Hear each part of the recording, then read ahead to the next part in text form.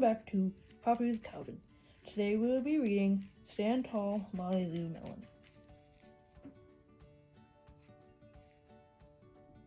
Molly Lou Melon stood just taller than her dog and was the shortest girl in the first grade.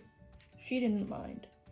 Her grandma had told her, "Walk as proudly as you can and the world will look up to you." So she did.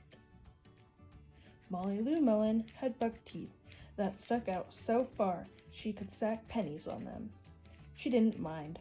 Her grandma had told her, "Smile big and the world will smile right alongside you." So she did. Molly Lou Melon had a voice that sounded like a bullfrog being squeezed by a boa constrictor. She didn't mind. Her grandma had told her, "Sing out clear and strong and the world will cry tears of joy." So she did. Molly Lou Melon was often fumble-fingered.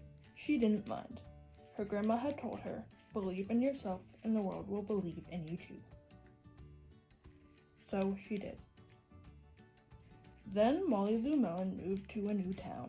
She had to say goodbye to her grandma and all of her friends and start in a new school.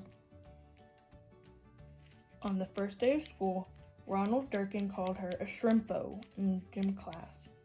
When the game started, Molly Lou Melon caught the football, ran under the legs of Ronald Durkin, and scored a touchdown. All the children thought, "Wow, she's good," and Ronald Durkin felt very foolish.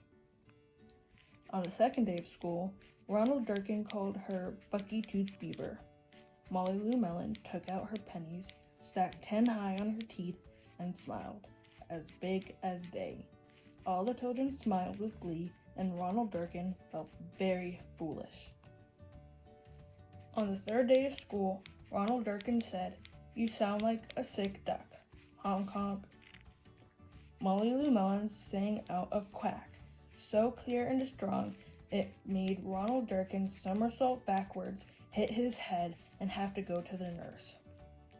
All the children cried with joy to be free of Ronald Durkin for the rest of the afternoon, and Ronald Durkin felt very foolish.